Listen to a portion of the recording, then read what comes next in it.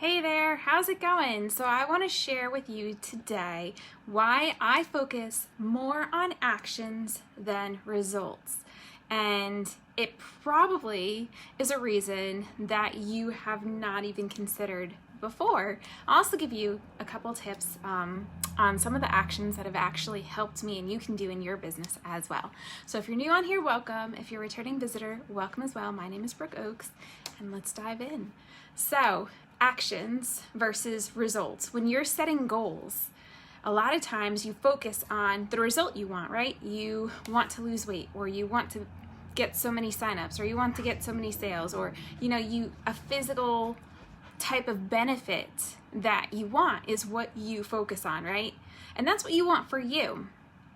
But in order to reach those goals, you have to be doing this one thing, and that is activity, right? Your activity, your actions, that is what's going to get you to your goal. So when you're thinking about what you want to do and you're saying, I want this result and I want to do it at the end of this week, when your result does not happen, you probably get frustrated, right? If your result doesn't happen and you sit there and you're like, well, why? Why did this not happen? Why did I not reach my goal? Why did I not get the result that I want? But you're forgetting that there are activities you have to do to reach that goal, right? So if you have a home business, if you're building a home business, there are different things that you could be doing. And depending on if you're into prospecting or marketing, right, it's going to go whatever way. But there are certain things that are more income producing activities, and those activities are the ones that you want to focus on. Now, a lot of people struggle with prospecting. You know, it's scary, it has a negative vibe to it. You kind of back up and you're like, oh, I don't know if I want to do this. And you talk yourself out of it because you're afraid people are going to judge you. And there's so many different things that go through your head and you're just like, I don't know. So then you are sitting there and talking yourself out of these things. And then of course you're not going to get your results. So first you want to take a step back and you want to look at what actual things you want to be doing, right?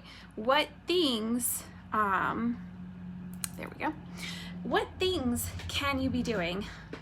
You can be talking to people, which of course goes with prospecting, but there's an easier way to do it. And if you struggle with those conversations, if you struggle with how to get in there, today's the last day to get access to my $1 course on prospecting and recruiting clients in minutes. So today's the last day if you want access to that.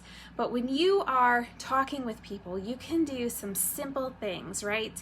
First, if you are active, if you are present on your social media, a lot of people call it marketing, right? You're putting up these posts, you're showing people content, you're sharing information, and you're getting stuff out there for people to see, right? But you can go a step farther with that. When you know people like that content, you can specifically reach out to those people because you know it's stuff they're looking for. And sometimes that'll make your prospecting a little bit easier. But what you can do, whether or not it was from a post that you put up, you can ask people questions. You can go in and see what it is that they're looking for. And sometimes they won't tell you right away, hey Ryan, how are you? Sometimes it'll be kind of standoffish. Maybe your profile's not set up right.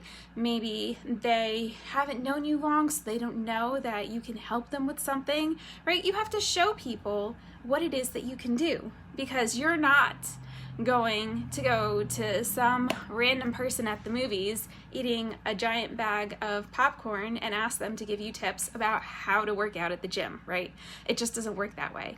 People want to know that you can help them with something. And so then that is what's going to make your conversations so much easier. So having those conversations will make your prospecting less scary, right? It'll make it so that you don't feel as if the person's judging you because you're just asking them questions. You're just asking them what they want to know. And it's so much easier that way. So one of the activities that definitely has helped me is my reach outs and asking questions, learning about people, sharing if I have webinars or if I have new tools and PDFs, you know, sharing that stuff out, because people are looking for that. They want to learn the information. Another thing that you can do is on the marketing side, right? Your content. What are you posting? Are you posting things that share information, or are you just saying hello and hoping that 300 people out of 1,000 say hi, right? That's great to get engagement. It's great to get people talking, but you want to have a purpose. Know your purpose every day that you go out and you're doing stuff for your business. Know the purpose of your post. Know the purpose of your conversation. And as you're figuring out, sometimes it's easier to start slow. Start with just a couple conversations instead of trying to dive in and have 50 conversations and then you get so jumbled up you don't know what you're doing. Start out small. Pick one person, pick two people. Each day, add another person to talk with, see what they're doing, see what they want to know. And if you're not getting out there and making new friends, you're gonna run out of people to talk with. So make sure you're always making new friends, right? Always, always, always be making new friends. So I hope these tips help. Feel free to share out. And if you want access to that course before it ends tonight, make sure you get a hold of me. I'll probably leave it below for you, honestly, to make it easy on you. And I hope you have a wonderful day.